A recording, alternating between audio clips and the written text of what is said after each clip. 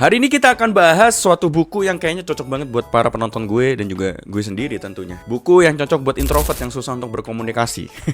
Buku untuk introvert yang susah bersosial. Buku ini cukup lama ya teman-teman. Buku ini terbit tahun 1936. Tua banget itu. Lebih tua daripada negara kita sendiri. Tapi isi-isinya masih relate sampai zaman sekarang. Buku apa itu? Judulnya adalah How to Win Friends and Influence People. Ini pasti banyak dari kalian yang tahu buku ini karena buku ini masih sering ada di rak toko buku Gramedia. Sampulnya juga masih sering menjadi bestseller teman-teman. Hari ini kita akan bahas gimana sih caranya kita bisa bersosialisasi, bisa mempengaruhi orang tanpa terkesan memaksa. Hai, sebelumnya gue adalah Stephen Yang. Gue punya misi untuk membahas 30 buku. Sebelum itu kalian bisa subscribe channel ini dulu sebagai bentuk support, atau kalian juga bisa klik link bagi-bagi. Nanti nama orang baik gue akan tampilin di sini sebagai bentuk terima kasih. Dan gue mau intermezzo dulu. Series membahas 30 buku itu secara views sangat jelek teman-teman. Bahkan cuma 1000, 2000 dibandingkan gue nge-react biasa aja itu at least 10.000 teman-teman. Apalagi kalau gue membahas hal yang kontroversial, itu pasti viewsnya bisa ratusan ribu dan sebagainya. Cuma gue nggak akan berhenti karena gue yakin ada hal baik yang bisa gue sebar di sini, walaupun viewsnya dikit, tapi banyak ilmu yang bisa gue sebarin ke kalian. Dan ya itulah resikonya membahas sesuatu yang berilmu di Indonesia, peminatnya sedikit. Kita langsung masuk pembahasannya, let's go.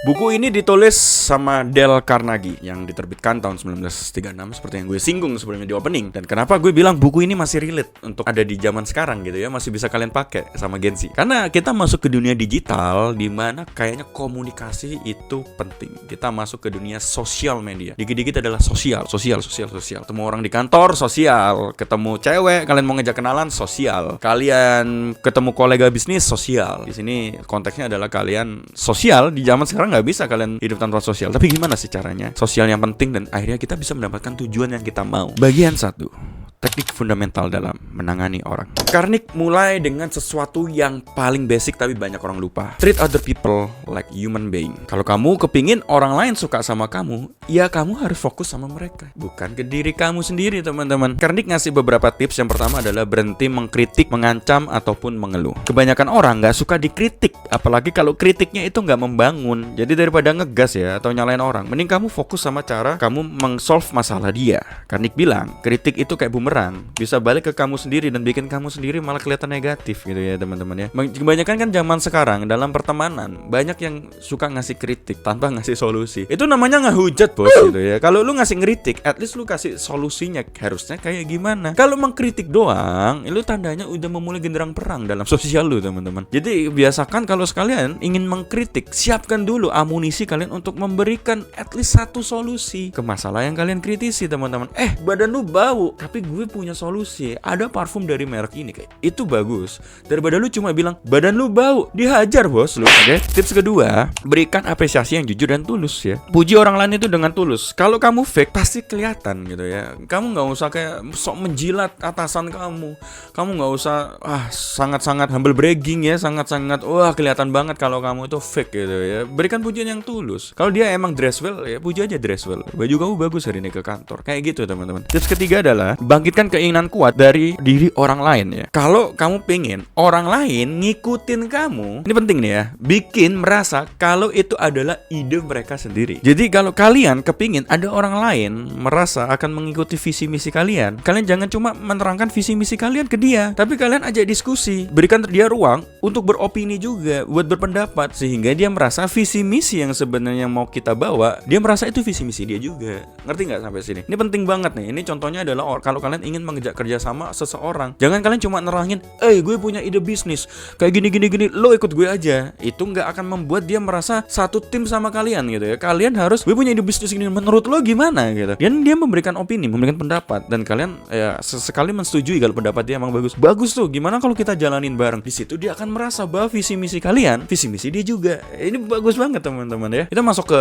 bagian 2, 6 cara membuat orang suka pada kita. Nah ini penting nih. Ambil buku kalian sama sama pulpen catat. Ini adalah 6 cara gimana membuat orang lain suka sama kita. Walaupun ada yang bilang ya, kita nggak bisa membuat semua orang suka sama kita. Cuma ya kalau kita bisa membuat orang lebih banyak ya, bukan semua ya, tapi lebih banyak suka sama kita, kenapa tidak? Oke ya. Catat ya. Cara pertama, tunjukkan ketertarikan yang tulus kepada orang lain. Carnage ngajarin kita buat genuinely care about others. Jangan cuma sok ramah gitu ya. Jangan sok ramah waktu datang atau butuh bantuan aja gitu ya. Tapi seringlah kalian tunjukkan ketertarikan gitu saat kalian padahal nggak lagi butuh apa-apa. Kalian dengerin dia cerita, teman-teman. Kalian dengerin dia nyeritain anime kesukaan dia tadi malam.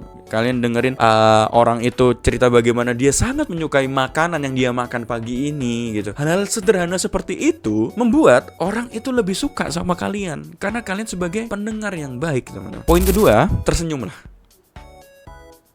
That's it? Itu doang? Iya. Sesimpel itu, tersenyumlah. Senyum ini ibadah. Bahkan di agama Islam pun senyum adalah ibadah. Dan ternyata di buku ini pun tips nomor 2-nya cara membuat orang lain suka sama kita cuma tersenyum. Kalau kita bahas, cuma senyum. Tips nomor 3, ingat nama mereka. Ada quote legendaris dari buku ini. A person names is to that person the sweetest sound in any language. Intinya kalau kamu ingat nama orang, mereka akan merasa spesial. Ini sendiri gue susah untuk nerapin. Jujur gue adalah orang yang susah untuk menghafal nama orang lain. Entah kenapa ya, gue lebih mudah untuk mengingat wajah orang daripada namanya. Tapi gue berusaha untuk memperbaiki ini. Maka menurut gue ini jelek banget, teman-teman. Apalagi kalau gue ketemu sama orang bisnis dan sebagainya. Dan juga kan gue setiap hari ketemu banyak orang ya. Itu susah banget, teman-teman. Tapi kalau kita berhasil mengingat nama orang tersebut akan merasa bahwa dirinya adalah spesial. Jadi ingatlah ya, coba ya kalau ketemu orang langsung ingat-ingat gitu ya. Di lain kesempatan kalian ketemu lagi, kalian langsung manggil dengan namanya. Kalian udah mendapatkan hati orang itu, bro. Kalian bisa memanfaatkan itu untuk bisnis kalian. Atau kalau itu lawan jenis kalian ya, kalian itu mungkin bisa kalian dekati, PDKT. Wah, mantap gak tuh? Tips keempat adalah jadilah pendengar yang baik. Nah, ini seperti yang tadi yang awal. Tips pertama yaitu tunjukkan ketertarikan yang tulus. Ini kurang lebih ya, selebihnya ya kayak gini. Ini kurang lebih ya pengembangannya. Kalian jadilah pendengar yang baik. Karena zaman sekarang sedikit orang yang jadi pendengar yang baik ya. Di buku ini ya kalian harus menjadi pendengar yang baik. Nggak usah gue terangin lebih lanjut. Tips nomor 5, bicara tentang hal yang mereka pedulikan. Mau mereka suka film, musik, Korea, Jepang, walaupun yang aneh-aneh pun gitu ya. Ya kalian ikutin alur bicaranya. Makanya biasanya orang yang disukai sama banyak orang adalah orang yang mengetahui banyak informasi karena mereka bisa nyambung. Mereka ketemu sama calon mertuanya suka hobi burung lovebird, dia masuk juga, dia bisa hobi burung juga, akhirnya itu nyambung. Dia ketemu sama temannya suka sama balapan F1, dia bisa masuk ke circle itu juga, akhirnya dia disukai juga. Kenapa? Makanya kalian banyak-banyaklah membaca, banyak-banyak menonton trivia ya, banyak-banyaklah kayak kalian dapat informasi karena itu akan berguna. Kalau orang udah sesuai sama kalian, kalau udah hobinya itu ternyata kalian tahu juga hobi mereka ya, walaupun nggak dalam ya, itu akan kalian udah mendapatkan 1 poin, teman-teman ya. Tips terakhir, buat mereka merasa penting. Semua orang tuh suka banget dihargai, gak ada orang yang gak suka dihargai. Jadi jangan pelit untuk ngasih apresiasi gitu loh. Bilang bahwa ada teman kalian misalnya di kantor achieve gini-gini, ya kasih semangat, teman-teman. Kasih selamat, teman-teman. Ya apresiasi gitu loh. Oh, selamat ya kamu udah achieve kayak gini-gini, targetnya kayak gini, dapat bonus dan sebagainya. Cuma zaman sekarang kan kebanyakan mereka pada iri. Crab mentality lagi-lagi, gak mau ngeliat orang lain maju ya, teman-teman. Kasihlah apresiasi. Dengan begitu kamu akan lebih disukai sama orang tersebut. Orang tersebut gak akan merasa kalian adalah ancamannya, kayak gitu. Oke, sekarang kita masuk ke bagian 3, cara membuat orang lain setuju tanpa konflik. Nah ini penting. Kalau yang tadi adalah cara disukai, sekarang adalah cara membuat orang lain setuju ke kita. Mereka akan selalu bilang iya ke kita. Ini penting ya. Oke, cara pertama, jangan pernah bilang kamu salah. Ketika kamu bilang seseorang salah, udah mereka otomatis defensif.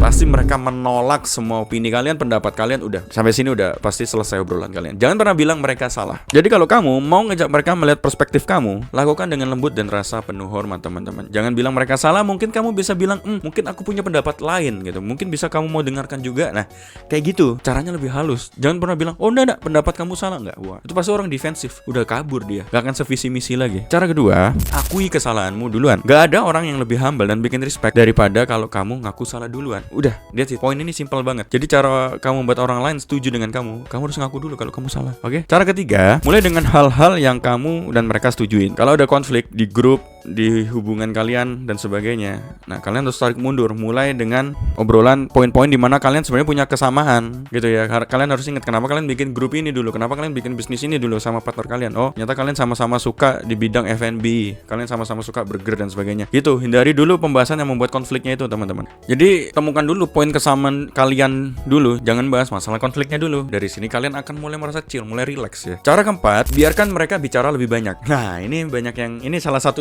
tips dan trik yang sering gue lakukan saat ketemu calon klien ataupun kolega ataupun partner bisnis. Jangan kalian yang banyak bicara. Biarkan kolega kalian, partner kalian atau calon klien kalian yang banyak ngomong, teman-teman. Kalau mereka udah banyak ngomong, kalau mereka udah banyak cerita sampai membongkar daleman bisnisnya dan sebagainya, itu tandanya dia udah setuju sama kamu. Itu tandanya dia udah 70%, 80% akan deal dengan project yang akan kau bawa. Karena dia udah merasa nyaman. Iya, dia nggak defensif lagi. Dia mulai membuka diri, mulai banyak cerita ke kamu. Apalagi kalau udah masalah pribadi dia ceritain. Habis cerita tentang bisnisnya, terus dia tiba-tiba cerita tentang kesehatan. Wah, fix.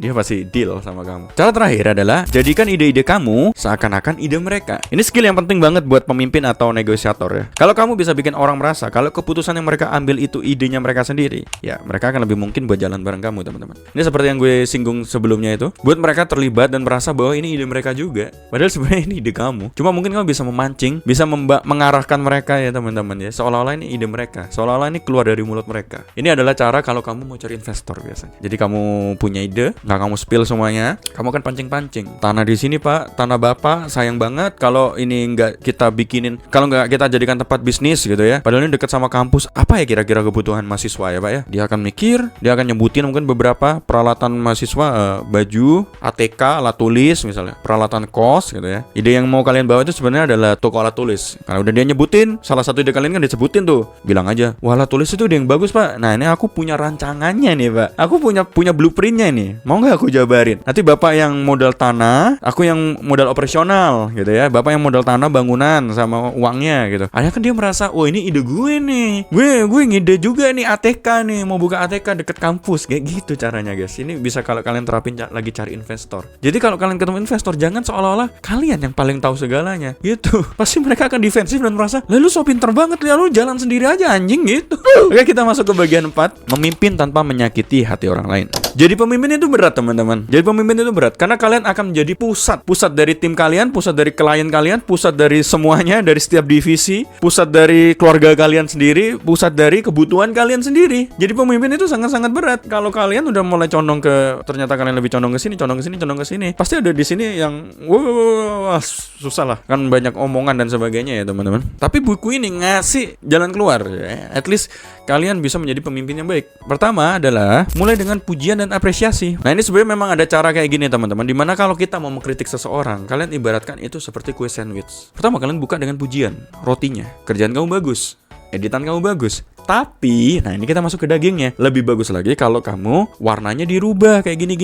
Teret, udah kita kasih kritik, kita tutup lagi dengan roti, kita kasih pujian lagi. Oke, dirubah ya. Tapi ini semua udah bagus kok. Nah itu ada tekniknya namanya, cara mengkritiki orang tanpa rasa sakit. Ingat sandwich lah, roti, daging, roti, pujian, kritik, pujian. Kayak gitu, itu caranya. Cara kedua adalah beri kritik secara tidak langsung. Jangan pernah bikin orang merasa dipojokkan teman-teman, apalagi di depan orang lain. Kalau udah merasa terpojokkan, udah selesai. Nggak lama mungkin resign dia.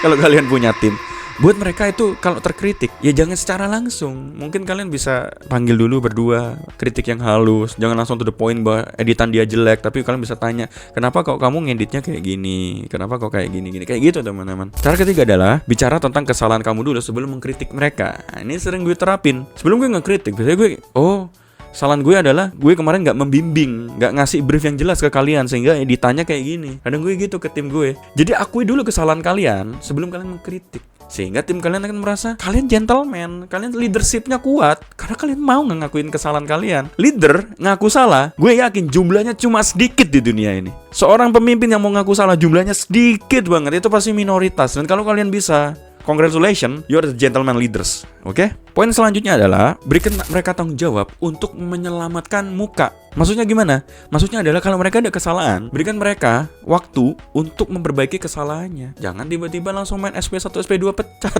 Ya udah, kasih dulu kesempatan. Namanya manusia, bro. Kan bukan nabi ya kalau katanya orang yang itu ya. Manusia, bro, bukan nabi gitu ya. Wajarlah manusia, bukan nabi, boy. Ya udah biarkan, nggak apa-apa. Kesalahan kalau satu itu normal.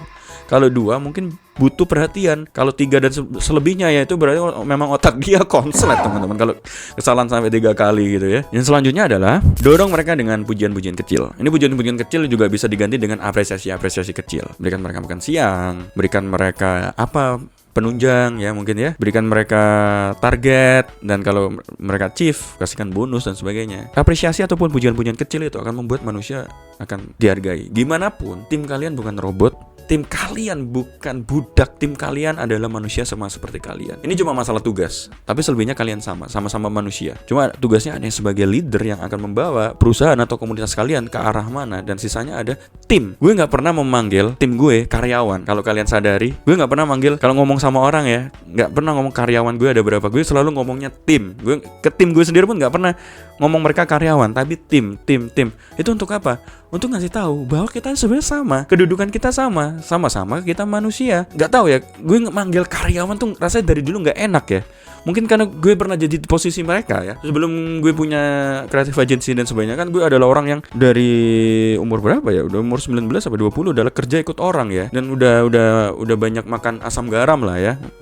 Itu merasa kalau dipanggil karyawan tuh gak enak aja gitu. Merasa ada gap. Sedangkan di kantor gue ya, gue berusaha menciptakan lingkungan di mana gue sebagai leader dan tim gue itu gapnya dikit banget, sehingga mereka masih bisa bercanda dengan gue. Mereka itu bisa ngomong santai, nggak usah ngomongnya tuh kayak penuh dengan hormat dan harus kayak gimana. Jadi gapnya tuh nggak jauh teman-teman. Dari situ akhirnya kita akan bisa membentuk suatu komunitas yang menurut gue sehat sih, kayak gitu ya. Oke, itu adalah buku yang gue bahas hari ini. Semoga kalian mendapatkan ilmunya dan kita ketemu lagi di episode selanjutnya. Bye bye.